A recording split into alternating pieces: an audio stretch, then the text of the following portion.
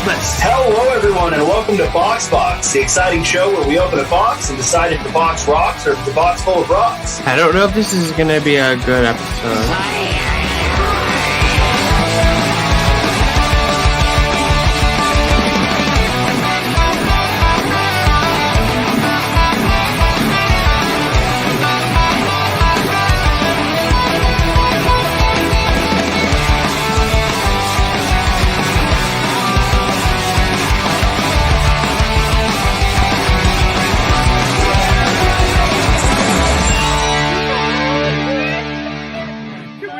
This pillow is fucking useless shirt. Yeah. Oh, suddenly soundtracks are here to provide you. Suddenly soundtracks will show you care. Oh, people, the soundtrack inside you with sweet understanding.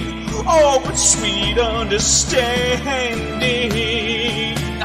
With sweet understanding. Soundtracks are your friend.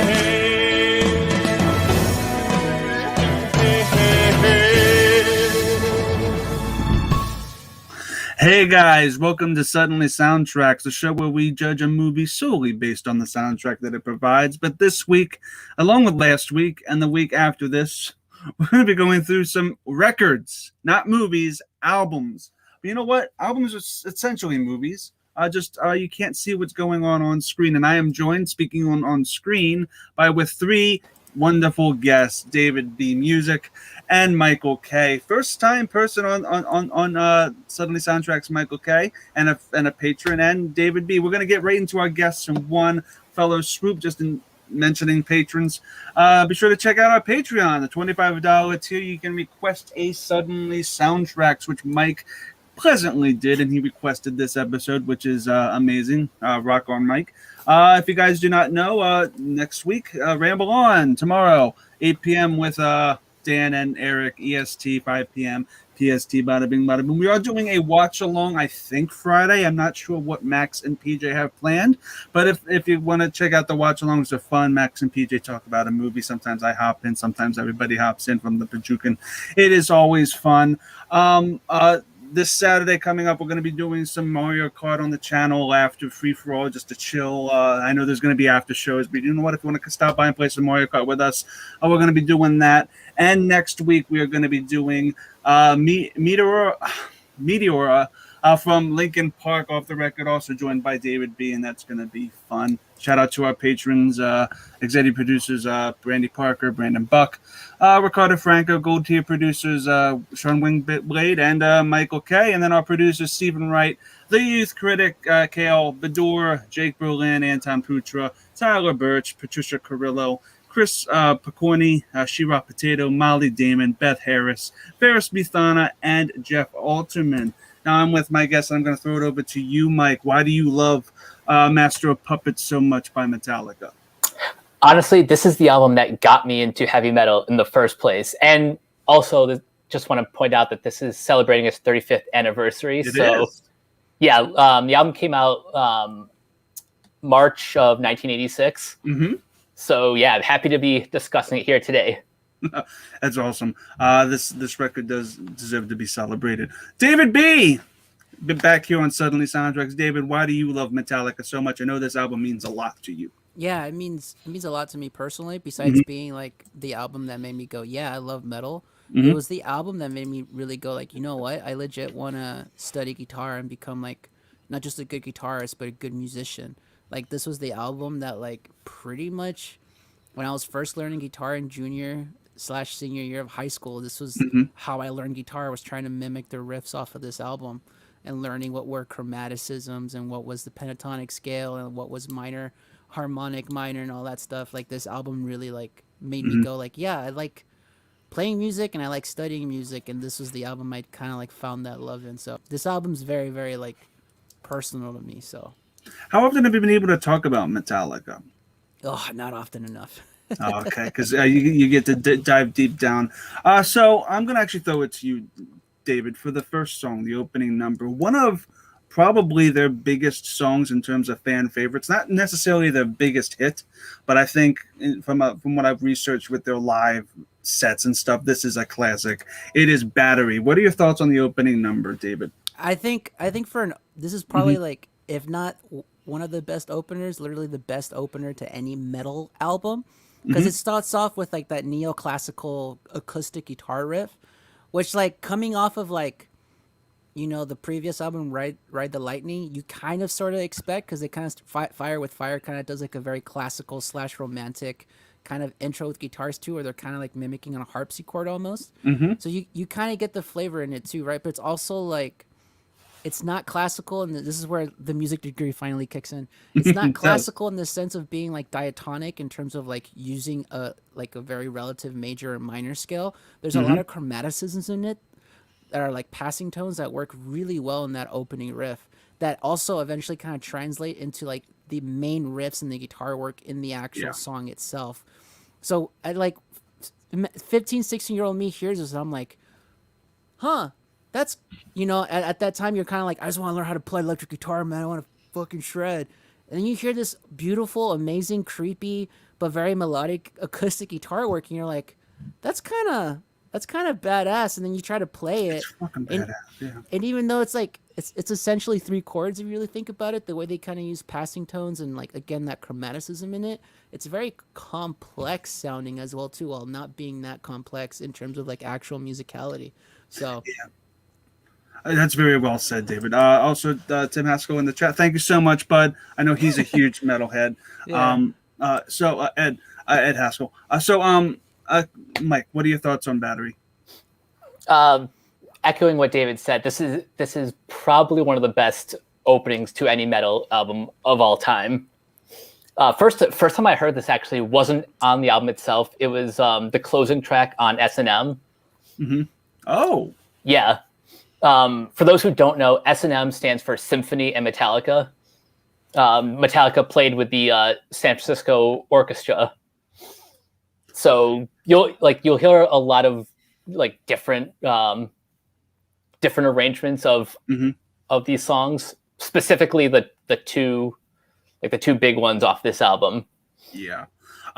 Tim says he's been a Met Club fan club member since 1996. Hell yeah. Ed, you are a huge Metallica fan. I mean, if you had I'd love to talk Metallica with you at some point. That'd be fucking awesome. I love talking to people who really have the heart set on this kind of music. Because again, this is not my kind of music. I'm not a thrash heavy metal kind of dude, but it's great to talk about this love with the people who have the love for it. Now, for Battery itself as a song, I always give the first song of a record a 5 out of 5, or rockin'. If you are familiar with the show, I'm going to explain it to you in a second, because a song has so much responsibility to start off a record. It really does. It has so much more responsibility than a middle song or even a final song, because this is the thing that grasps the audience to make them want to know if they want to buy the record or not. And this one does it in spades. I have in my notes here, it begins very menacing, ascending guitar riff. It really escalates into that up tempo that really crushes. And I was listening to the lyrics, and I did look this up. The Battery is the fans. They're speaking and singing to the fans because they're the life force of the band. And it's just a very, very powerful message. David, before I throw it to you to give your rating, I'm going to tell the audience what the ratings are. Okay, guys, we go through each song track by track, and these are the 6 ratings. Hard Rockin' is 6 out of 5. They're only allowed 2 of them. We all are. 5 out of 5 is Rockin'. 4 out of 5 is Download It. 3 out of 5 is Shuffle It. 2 out of 5 is One Time Listen, and 1 out of 5 is Skip It. If any of the panelists need these ratings in particular, I can always bring up this graphic if they need. So, David, what do you give Battery and why? Oh my god. Boom, boom, boom. I mean, for me personally, it'd probably be a 6 out of 5. It's. I know I'm only allowed 2. And Yeah, I already that's know the thing. I already know my two, if I'm being honest. So Mhm. if I had to get only two, this one would definitely be one of the two. Okay. Besides setting the tone for what the album is, Mhm. it also kind of, in my opinion, solidifies the legacy of what Metallica is as a band moving forward a little bit, almost as well. Where it's got that heavy guitar riff that kicks in, but also like it sets the standard for a lot of metal bands too. If you really think about it, they wrote intros for metal albums before like other bands started calling it intro for said album. You know what I mean? Like that opening to Battery is very much an intro, and like it's reminiscent of like Mhm. what a lot of bands have done for it. Like one of the bands I personally love, people weigh on this, is like Bullet for My Valentine from England, Mhm. and like their main one of their main release has an intro, and it's like very reminiscent of like what Metallica did for Battery. It's like this very soft melodic thing, and Metallica kind of started that thing where they started throwing that neoclassicalism into metal to kind of like juxtapose like the heavy brutalness with like softness, just to kind of have those extreme dynamic ranges. And then add on top of that too, if you ask me personally, I think this song in particular is the birth of like metalcore and like bands like Interesting. Killswitch Engage and All That Remains. And I'm specifically talking about the bridge riff before the solo, which they don't always play live either, which I always find kind of interesting. Is it because of It's- it's complicated? You think? I think it's partly Or that, pacing. and I also think too, honestly, if you've ever like heard a couple of like interviews with Kirk, they don't remember how it's played. So like they've openly said sometimes like, yeah, we forget. Like it's like we'll just do something else, or like they try to relearn it now because of YouTube. I think recently they've been learning how to play it again, but like if you go to like their earlier live stuff, they almost never play that bridge part. It's because And they it's- just jive off of each other because they're professionals too. Because Yeah, and if you honestly, miss a part, you're just gonna pick up and you're gonna get that beat Yeah. back. So, it but happens. when they've always played it live, it's always like they Mhm. stop and James is like, "Are you ready?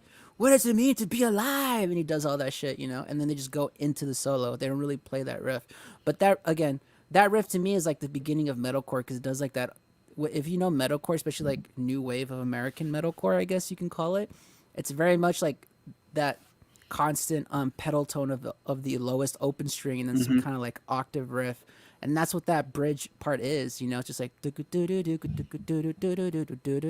which is very like it's very metalcore, and then especially in Disposable Heroes and eventually with like Blackened especially. But I mean, other than that, it's classic Metallica, man. It's got the thrash, it's got the speed, it's got the blistering solo, it's got the neoclassicalism in it, it's got that chromaticism with the tritone and all that stuff, so it sounds very menacing. It's a 6 out of 5. Cool. Do you share those same sentiments, Mike, or what do you give it?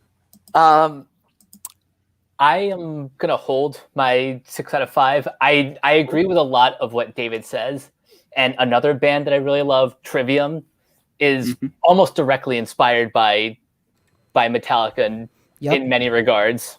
That Ascendancy album, again, acoustic intro. Who did Yep. it first? Yep. So I'm telling you, The this fact they open this album with an acoustic intro is Yep. amazing. Like it's out of left field, but you know what? It lets the instrumentation build and actually makes the instrumentation sound stronger when you start off that softly. It was really cool. So what do you give it, Mike? I'm going to give this a 5 out of 5. Okay, because rockin'. I think there are two others that I like a little bit more, but I still stand by this is one of the best opening tracks of all time. Oh, totally. It's up there with like Bat Out of Hell and stuff. It's great. So we're gonna go right into this. The title of the album, Master of Puppets. Mike, I'm gonna give you the honor since you just went to last. What are your thoughts on probably the most famous number? This is the one. This Yeah. is the song that was like my gateway to heavy metal. I remember I was like 10 or 11 when my cousin introduced me to the song. He's like he basically told me like this will change your life. And it did. It's 8.5 minutes of pretty much like the most epic like musicality that you'll ever hear in metal. Yeah, it's 8 minutes of epicness, of chords that should never exist but do, guitar playing that doesn't seem human, and some of the best lyrics, and it really has something to say. David, what are your thoughts on Master of Puppets and this incredible 8-minute instrumentation with just it's thrash, like a gold mine of thrash and a gold mine of guitar chords, if that makes sense. It's just, that is music.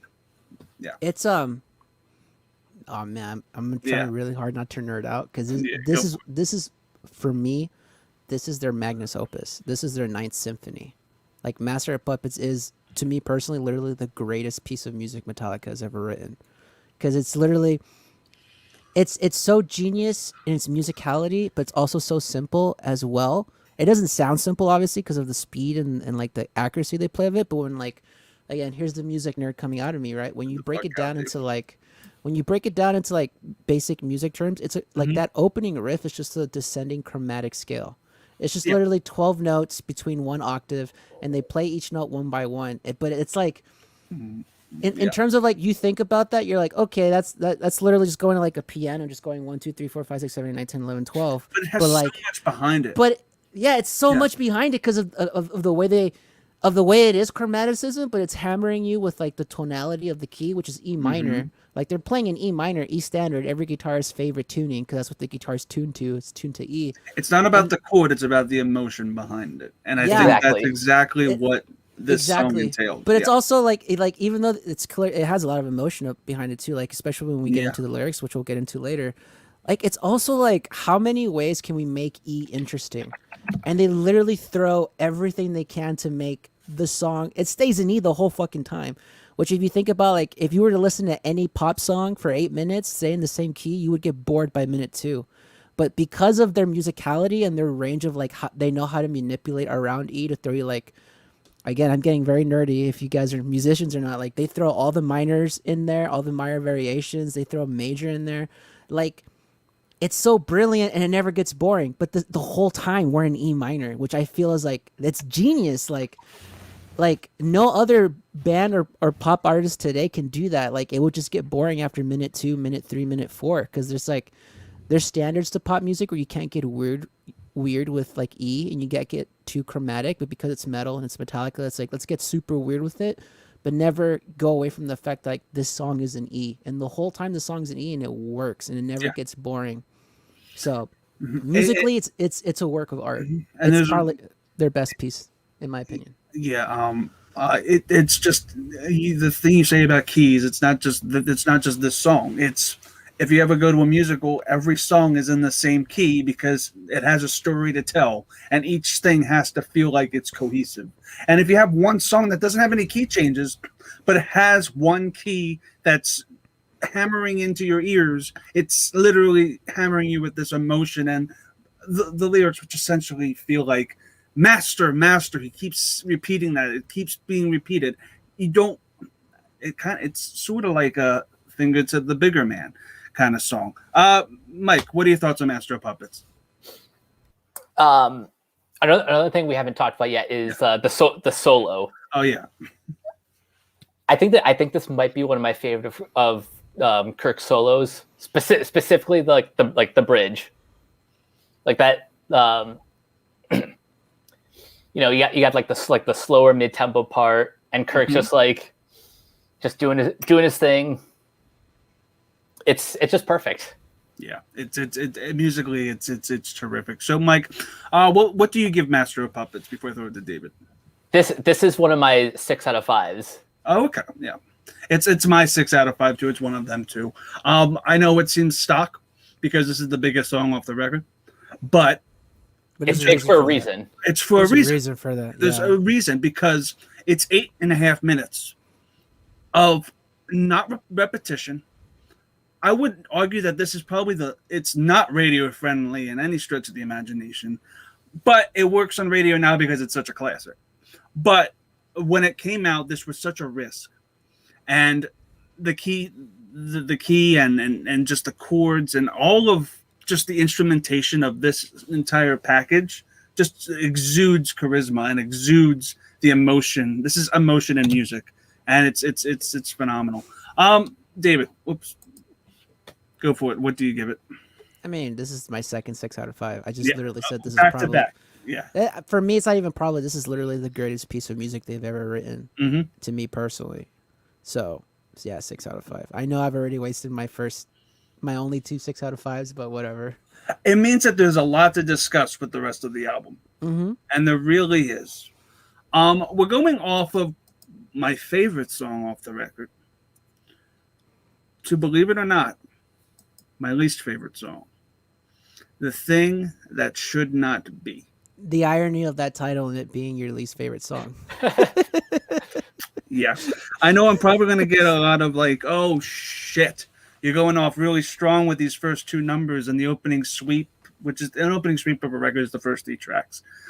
The opening sweep here fumbled on the finale for me a little bit because, look, it just felt very samey, repetitive, a little bit boring to listen to. I felt like in my notes here, it goes nowhere, plods along, and it's very repetitive, and I gave it a shuffle, which is pretty like, and it fades out. It just feels like the song goes nowhere. And David, I want to hear how horribly you disagree with me with this. Am I making any sense, or am I not? With The Thing That Should Not Be. No, I'm kind of It like on the feels samey. same lane. It kind of it does kind of it's like hard to explain. Like, okay, if we're being honest, Mm-hmm. it does sometimes feel like it meanders a little bit as a tune, especially coming off of like Battery and especially Master of Puppets, which is like this epic prog metal masterpiece, and how it just has ebbs and flows from like heavy to soft to like brutal. And then this is just kind of like the thing that should not be, just consistent. I kind of understand artistically why they would put this as track number 3, because you kind of want to like, you can't be it, and Metallica has said it too in interviews before, you just can't be full on brutal all the fucking time, right? That's why they had like Fade to Black on Ride to Lightning, like that they wanted that soft with the heavy, because if you're constantly heavy, you never really realize what the heavy really is if you can't contrast it with the soft. Does that make sense sonically speaking? So I kind of get where you're coming from. It's for me personally, it's not my least favorite track on the album, but it's on the bottom there for me too, where it's like, I don't hate it. Depending on the mood I'm in, I won't necessarily skip it, but I might skip it sometimes. I'm actually seeing that even Tib seems to be on an agreement with that. It's kind of boring. I hope I'm reading that correctly. He says, eek, boring, and he said that while we were talking about this.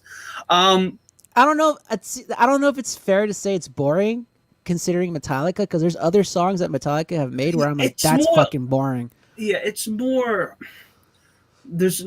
I guess it's probably the fact that it comes right off of Master of Puppets. I think that's the folly of it. I think that's the folly of it, is like it comes off right after Master of Puppets. So if it feels like you're literally being pushed over a cliff all of a sudden. Oh, okay, that makes more sense because you said every song was 5 out of 5. Okay, I'm an idiot.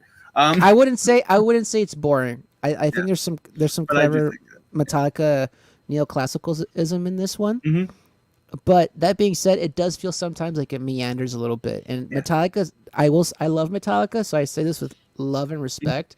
They do sometimes beat you over the head with a riff. Yeah. Like Enter Sandman, for example, classic song. That fucking riffs for like a minute and a half before they finally get into lyrics. And it's like, okay, we get it. It's a brilliant E power chord. Can we get into the song? You know what I'm saying? Like, and you can kind of see here how that trend starts for them. And like, I get it. You're like, they're more guitarists and musicians than actual lyricists. So of course they're going to be like into like, look at this riff I wrote. Like, I get it. But yeah, it does kind of like, you do kind of feel like, all right, let's get to the point, gentlemen. We get it. What do you give it before I throw it to Mike? What do you give it? Can I see that ratings again? Yep, I can see it again. Indeed. Shuffle, it's 3 out of 5. Download, it's 4 out of 5. It's tough.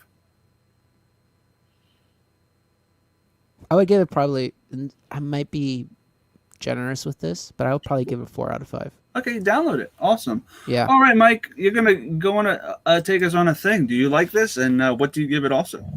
Well, starting with my rating, I am gonna give it a 4 out of 5. Okay. I think relatively speaking, it's the weakest track on the album, but on its own merits, it still has merit. Like I think that like what drags it down though is the fact that unlike pretty much every other song on the album, this is very static. Like it just stays that tempo like the whole way through. It doesn't really have the dynamics of the other songs. It just kind of, it's like if it was like a person, it'd be flatlining. Yeah, that's what I mean. It's just, That's accurate. It has no momentum, or it has no. It's a roller coaster where all you're doing is going around in a circle, no ups or hills or valleys. But you know what? That was divisive. Not really as much as I thought it was going to be. But if that was your lowest rating and it's a rock, and we're in for a love fest with you, and that's awesome. Speaking of, I think this is a powerful one. Welcome Home, Sanitarium. David, I'm going to give you the honors with this one. This one's very special. What are your thoughts on Welcome Home? All right, controversy time. Go for it. You hate it. I like the song. I'm not gonna hate on it. I like it. I do think it's overhyped though. Okay. I feel like compared to like other clean guitar riffs that they've wrote, you know what I'm saying? Like this one, to me, that opening riff is like probably like the most boring, basic thing you can do on guitar. To me personally, compared to like how they open Battery and then the soft bridge in like Master of Puppets, when they open with this, it's kind of like, oh, that's kind of like, it's like the kid who does like the bare minimum to like get a C minus in school. You know what I mean? Like it just barely passes the class for me personally. That being said, it takes me it's a rough journey getting through that opening riff in that first couple of minutes, but then once the song kicks in, it's this like brilliant crescendo to me personally. You know what I mean? Like it takes a while. Like I really do. It takes a while for me for it to like build up and be like, okay, I get it now. It's just that opening riff, and this isn't anything against Metallica. This is really personal preference. Anytime a song has a really long intro, to me personally, it's hard for me to be like, I want to continue watching this. Like I don't know if it's like I have slight ADD issues or whatever, but if the intro's like way too long, eventually I'm just like, okay. I have that problem later on a little bit. Yeah, I know exactly what you mean. It's a good song. I don't want people thinking I think this is a shit song. It's not. Metallica has written way worse stuff eventually in the future.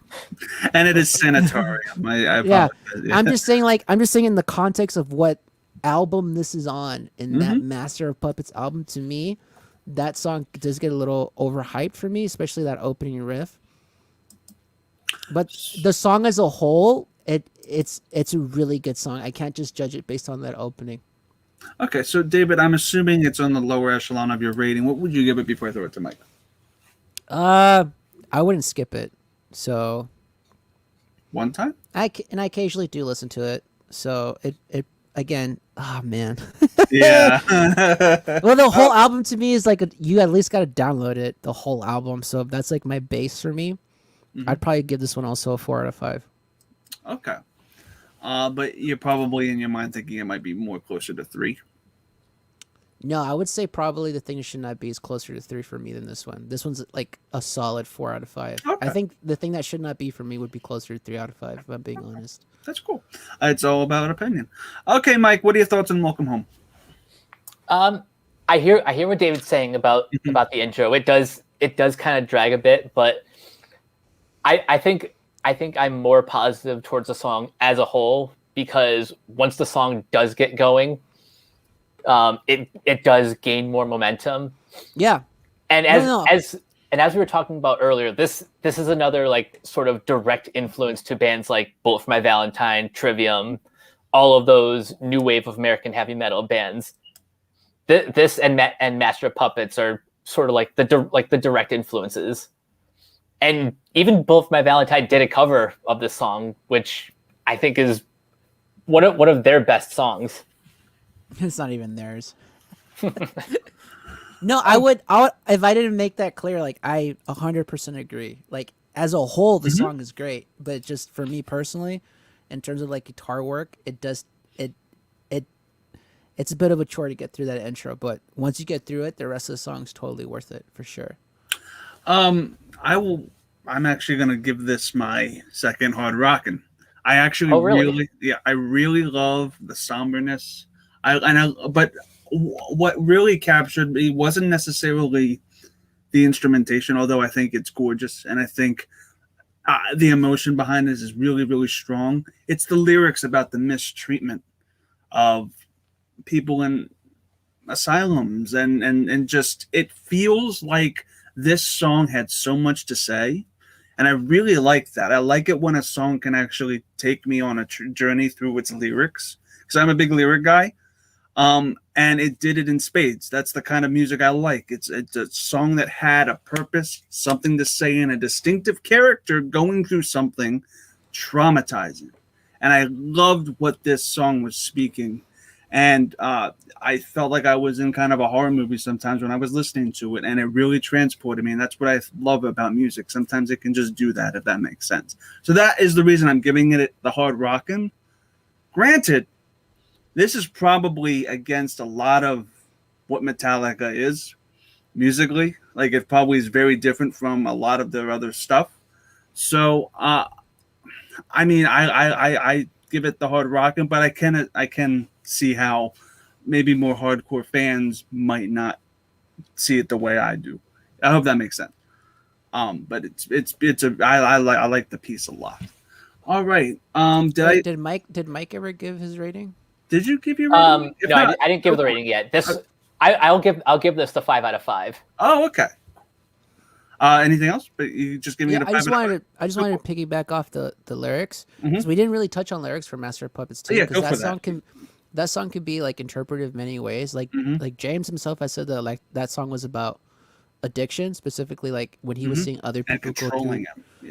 Yeah, their drug addictions and stuff like that. While like subconsciously he was also like singing about, at his time, his alcohol addiction. So that song too is like very like poignant in terms of its lyrics, but it could also be I interpreted it as somebody just pulling somebody's strings and sticking to it. It's very poignant in that sense too, because like if you read the lyrics, you can interpret it as like, oh, people with addictions, with vices that take control of them. Or if you really want to get into like that politicalness of it, you could definitely get into like it's the government controlling everybody. And just, you know what I mean? So it's whatever you decide a song means, interpret it the way you do. That's the magic of art, which is actually great writing. Because if you can just make something so plain that anybody can put their own stick on it, that's an achievement. So Mikey gave it a rockin' 5 out of 5. Yep. All right, bud. I'm gonna give you over to Disposable Heroes. What are your thoughts on this track, bud? This is actually one of my other favorite tracks on the album. This, I like anytime you think of like of thrash metal, this is sort of like this is sort of like the sound. Like this is the sound that I picture like the most. Anything else? Okay. So Disposable Heroes, David. What are your thoughts on this track? It's a solid thrash track. Yeah. Like it from the very beginning with like the accents from the drums and the guitars and the bass, and they're all kind of doing the same thing. And eventually when like Kirk's solo kicks in, stuff like that. And then this again, like this album really sets the precedent for Metallica, because this is the album where you kind of feel like this is where Kurt Hammett got his love for wah pedals, where like everything has wah in it now because of it. But I mean, this album is just it's a solid like not rock and roll, thrash metal track. And it's anti-war. It's anti-war too, so this is where it really does get political, right? This one is was this on your government playlist or no? No, not this one. Okay. I tried not to go too like hardcore. No, I try not to go with like stuff that I knew people already knew. So like System and like all that stuff. I tried not to do that. I try to do like new bands that people might not have heard of. Yeah. For that specific one. And then with like the other ones, I didn't understand the assignment. No, that's great. that being said, with Disposable Heroes, whereas like we feel like the thing that should not be kind of meanders, even though this does stay kind of like one note in terms of like it's just thrash, it's really good. Like It really has a it's lot not of momentum. boring. Yeah, And you a feel lot of that energy from the stuff, you don't riffs know how for the sure. fuck they did it. Yeah. Yeah. Like, it's really like that beat sound. It's just a lot of that instrumentation feels inhuman. I don't know if that makes sense, but a lot of it just it had a lot of momentum behind it. Yeah, and again, even though like you can make the arguments like it's just thrash the whole time and it's relentless, it's kind of like, yeah, but that's kind of what I love about it. Like this is like metal. This is what metal is about. What metal, you know what I mean? Like it's just a relent, and it fits the song well if you think about it. How relentless the guitars are, and then it's like how like governments treat soldiers and how it's like their careers are pretty relentless, like based on the song that Metallica is singing about, right? So it actually fits the theme of the lyrics very well too, because just this relentless message of like, you know what I'm saying? Like go do the work, and it's just like it's just, I think in that sense it's a classic thrash song. Yeah. Ed actually says it's something quite awesome is that it's iconic, a brutal assault on your senses in every way, fantastic lyrics and story. I would agree. Yeah. It is that's a great way to put it. A brutal assault on your senses. It never lets up, and because of that it fits the lyrical content perfectly. It's like it never lets up. Like it's perfect. So Mike, what do you give it? Man, you said it was one of your favorites. Yeah, so this is going to be my second 6 out of 5. Ooh, okay. So you're out. I'm out. David, do you still have one? No, David's out. We're all out of 6 out of 5s. Woo! We're sold out, y'all. It's Christmas morning. David, what do you give Disposable? 5 out of 5. Yeah, it's an easy rocking. The instrumentation is great. It's just the passion behind it and the energy too. It's just an overall awesome utility song, even for a set list. It's a brutal fucking track, bro. Yeah. Oh yeah, and I can totally see how this works live. Leper Messiah. This one's interesting. David, what are your thoughts on this? I didn't expect a huge commentary on religion when I first listened to this record. This proved me wrong in spades. What are your thoughts on Messiah? It's my second least favorite track off this album, if I'm being honest. Musically speaking. So like my thing with like metal in particular, and it's kind of the same thing I do with jazz, if I'm being honest, is that obviously the things I gravitate to the most is that guitar work. And for me personally, this is probably one of the weaker tracks in terms of guitar work for me personally. Like there's nothing about it that makes me go, I gotta learn that riff, or I gotta learn that lick, or I gotta learn, you know what I'm saying? Like I'll be honest, when I have it in my you say riff and guitar, it sounded like the same riff a lot of the time. It's just like, and it just sounded like a wall of noise. This is where again, like, and you can make the argument because they originated this. But this is where the trope of like, how do you play the same fucking note and just make it rhythmically interesting? Like this is where I feel it starts. Yeah. Like a lot of like modern metal bands. This is probably why I can't get into a lot of them. They'll play 2, 3, 5 chords, and like some of them can make it rhythmically interesting. But for me, if all you're going on is how many 8th notes, 16th notes, and like triplets you can play, like I don't want to hear the rest of the track. Like there's more to like guitar work than just like, hey, here's 3 chords. Look how many different variations we could play. It's still 3 chords. Like sonically, it's uninteresting to me. It's the same kind of problem I have sometimes with pop music, where it's like it's the same chords, man. Like I'm bored. I'm sorry. So this is one of those tracks that for me personally, I don't really gravitate to the most for this album.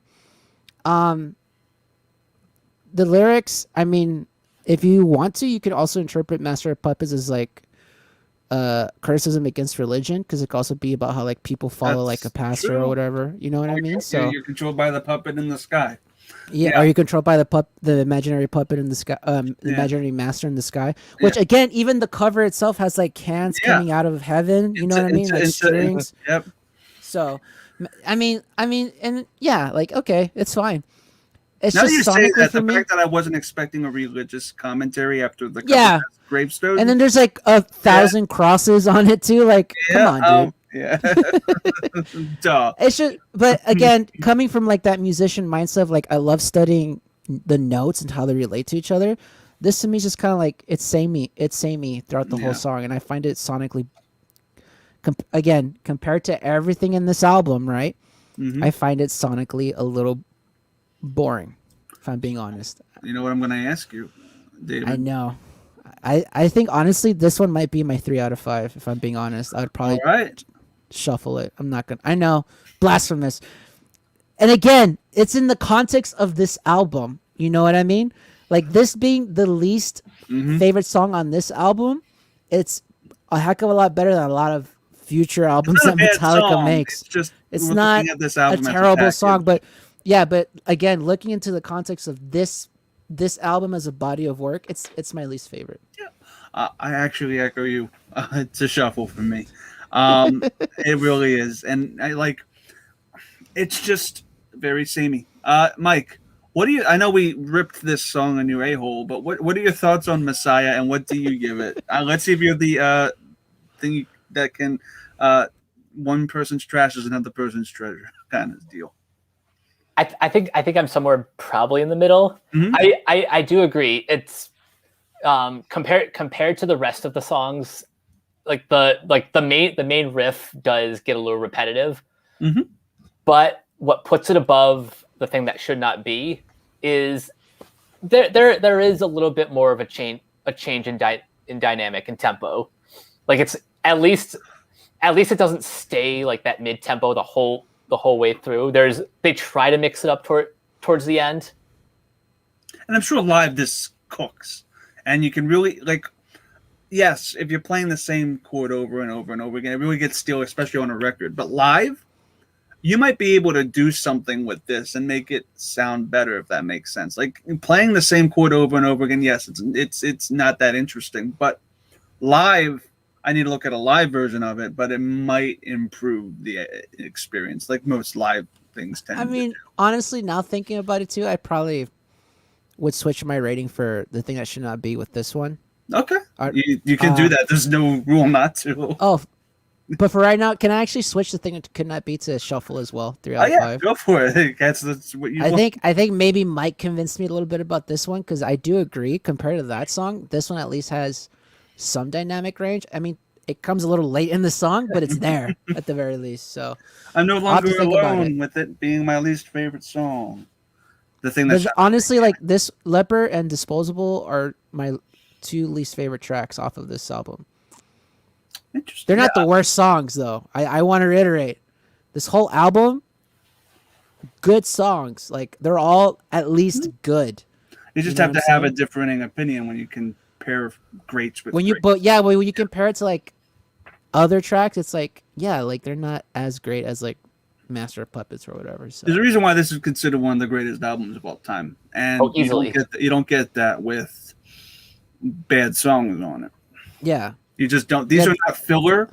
These are just uninteresting compared to everything else. like if we think about like if they put these songs on like Black Album, for example, they'd probably be the best songs on that album, arguably speaking. Is that You know their what I like mean? first record or something? No, Black Album is the 5th album, Okay, 5th studio release. and I guess is that their if most famous one? if you don't count, well, that's the one that kind of made them like top 100 or something like that, right? Like, Okay, is that the one with Sandman? Yep. Yeah. Okay. Again, I'm new to the whole Metallica stuff. I know their stuff. I'm just not as course as these two. Mike, before we move on to kick-ass instrumental, what do you give Messiah? I think I'll give it a 4 out of 5. Okay, I download it. That's completely fair. Speaking of instrumental, this is the first on this show. I usually do not include instrumentals when we talk about film soundtracks because that's what we call score. This is part of an album, and the whole album is telling a story. And this is one of the few songs that I've heard in studio that's not live that has a fucking bass solo. And I did not think, again, going into this record, that, we're going to get a bass solo on a metal record. We did. Holy shit. Mike, what are your thoughts on Orion? All right, so Orion. Yeah, there's a lot to Orion. Oh, was it Orion? Yeah. Orion. No, that's all right.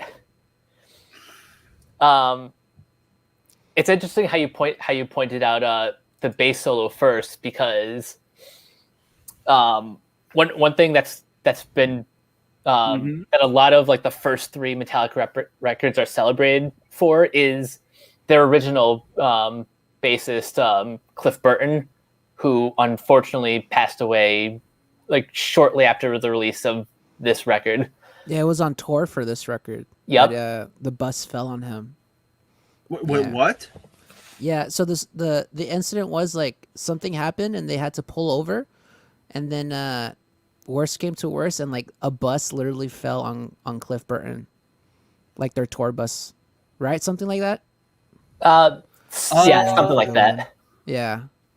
Okay, It's either I might be getting it wrong. It's now. either like the bus fell on him, or like the bus toppled over, and through that incident he unfortunately like passed away from it. That's so unfortunate. Oh wait, Haskell will probably know better. Pull that up with the comment.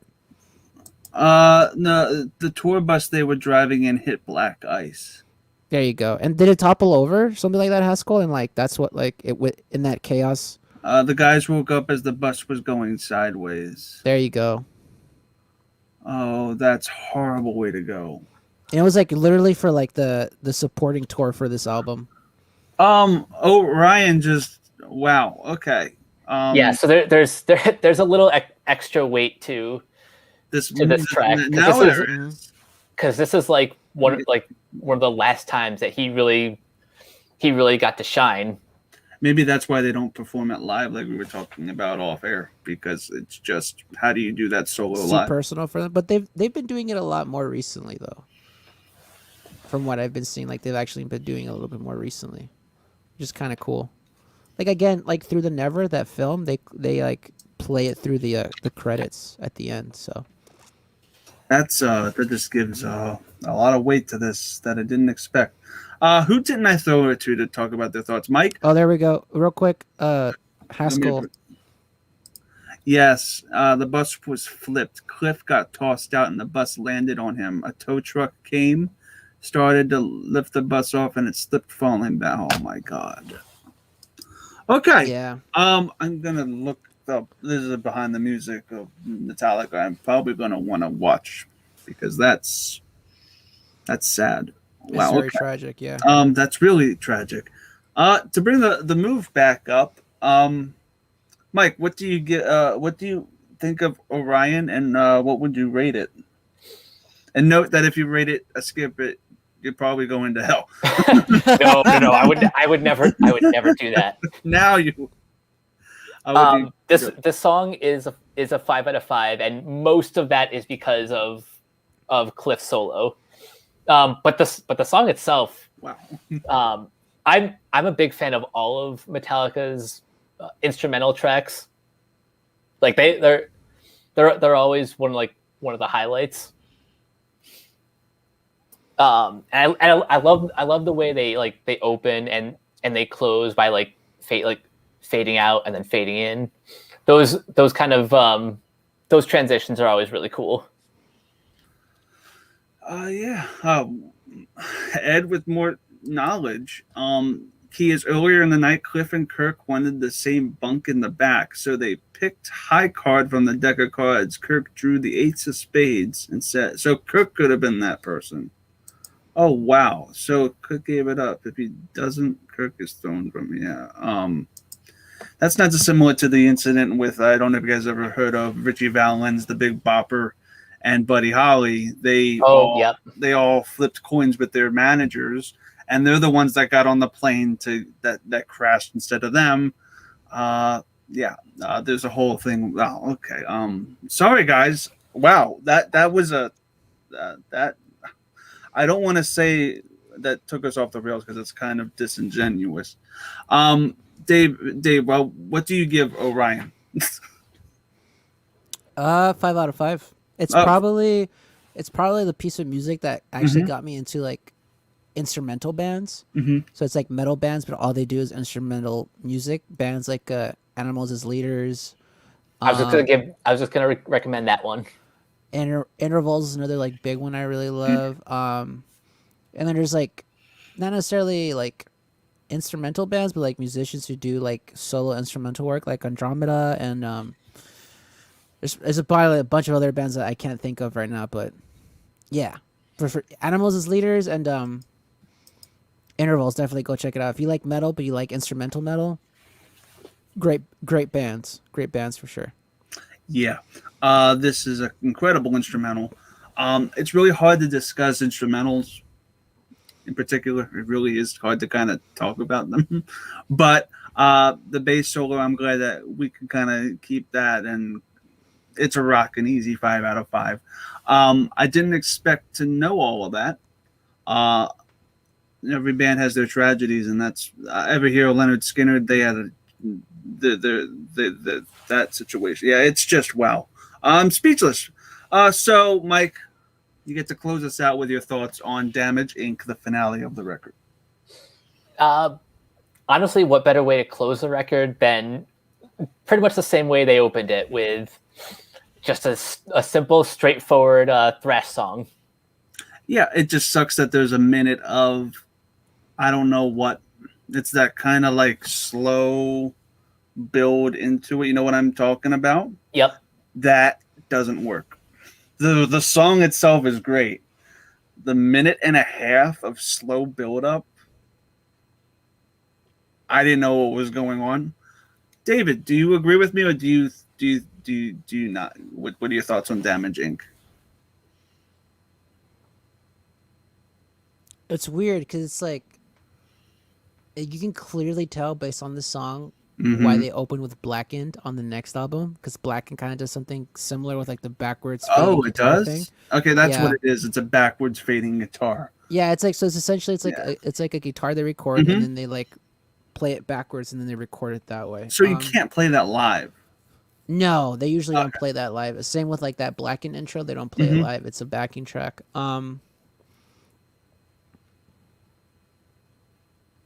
You good? I don't mind it, if I'm being honest. Like I don't mind it. Like it's one of those things where it's like it's eerie a little bit, so you're kind of like drawn into it a little bit. Yeah, kind of what Haskell is saying. Like it lulls you in, and then it kind of like builds, and then it gets into that chunky like rhythmic It does. fist pumping chord thingy. I just think it's a little too long of a lull. And you know what? That's perfectly fine. I can see that. I mean, I did say like Welcome Home Sanitarium, and the intro's too long for me, so I get it. Mhm. But when that song kicks in, man, it's But when like, it kicks in, it's a kick-ass number. it's just yeah. it's a fucking brutal fucking metal track. And it's a great way to end. So Yeah, it's just like hey, don't forget we're fucking Metallica and we're gonna beat the shit out of you with their riffs. Yeah. And they do.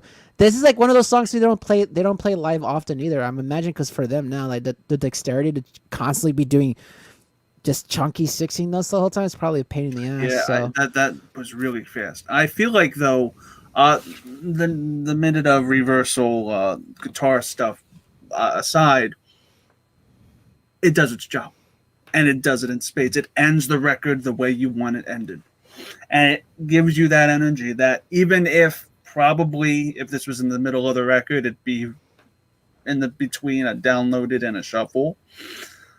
Just due to the fact that that lull at the beginning just really brings it down a little for me.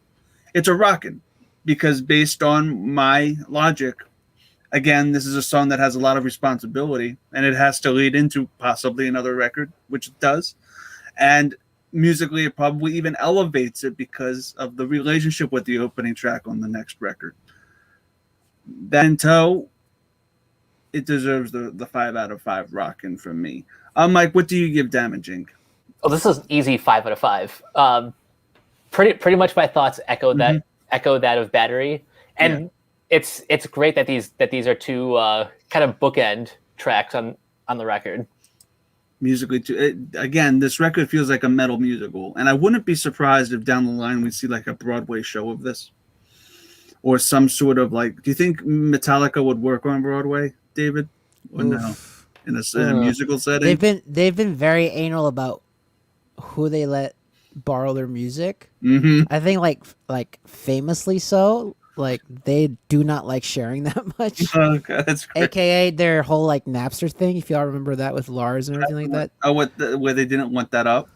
Yeah, and then I think like the only movie they've ever been like, yeah, use our music was like Hesher, excluding their own film, which was Through the Never, which is arguably a concert film more than an actual film. But I think Hesher was like the other film they were like, yeah, you can use our movie. But other than that, I don't really recall Metallica being on any other like soundtrack. So that being said, Metallica, unless they come up with it or unless someone has like a really fucking brilliant idea, they won't automatically say no, but it will be a hard sell for Metallica. They're very protective of their legacy, and I would say rightfully so.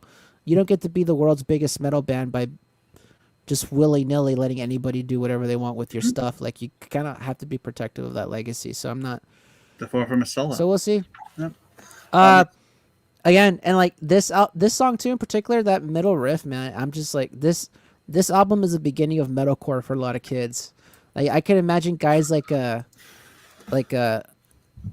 Adam D from Killswitch Engage and like Ollie Herbert, rest in peace, listening to like certain riffs and being like, I like how that sounds. I'm gonna make my life based on riffs like that. So yeah, 5 out of 5. Yeah, easily. It's just this record is just an insane amount of music know-how. Mike, I'm gonna throw it to you. This is the final part of the show. Overall thoughts. What are your overall thoughts on Master of Puppets? And from our rating system, and you can see the 6 out of 5, what would you give the whole record? I would give the whole record a 5 out of 5, because as we keep re-emphasizing, this is the gateway if you want to get into metal. If you want to learn, if you want to learn like this style of music, this is like probably the best place to start. Mm-hmm. Yeah. David, likewise. I mean, this is my favorite Metallica album. Yeah. And it's probably one of, if not my favorite metal album of all time. So I would agree with that. We're talking about that off air. Yeah. If I could give it a 6 out of 5, I would. But if that's off the table, because we can only apply it to songs, it's a masterpiece of an album. Is it perfect? No, but I don't think any album will ever be truly perfect because everyone's tastes are subjective. And I know a lot of like Metallica fans who say "And Justice for All" is their better album. But for me personally, this album is a fucking masterpiece. It's their magnus opus. It's their 9th symphony. It's 5 out of 5 easily. Yeah. This, as somebody who's not a metalhead and somebody who just listened to the album through for like the first time in a long time, this album really had a lot to say. Musically, was very driven. This band deserves their fan base, and these songs deserve to be anthems and would work incredibly live. I think if a song can work both off the record and in a live setting, that's the pinnacle of a song. If it can work in both mediums, not just one or the other, I think that's just, and these songs it feels kind of like a ripped board tape of a concert put onto the CD, and it feels like you're there listening to the music being played. It's a wonderful disc. It's a rockin'. It really is. Again, it's not gonna be a record I'm gonna play often because it's not my kind of music. It really isn't. But I enjoyed it. I think these songs are amazing, and the fan base that it has excels. So, Mike, before we head out, where can the good people find you online? You guys can find me on Twitter at Captain K42. You can check out all my quick thoughts on letterboxd.com/CoachK42. Mm-hmm. And you can find all of my podcasts if you search for Renegade Pop Culture on Anchor, Spotify, Apple Podcasts, and everything can be found at renegadepopculture.com. Need an escape? So do we. Cool. David.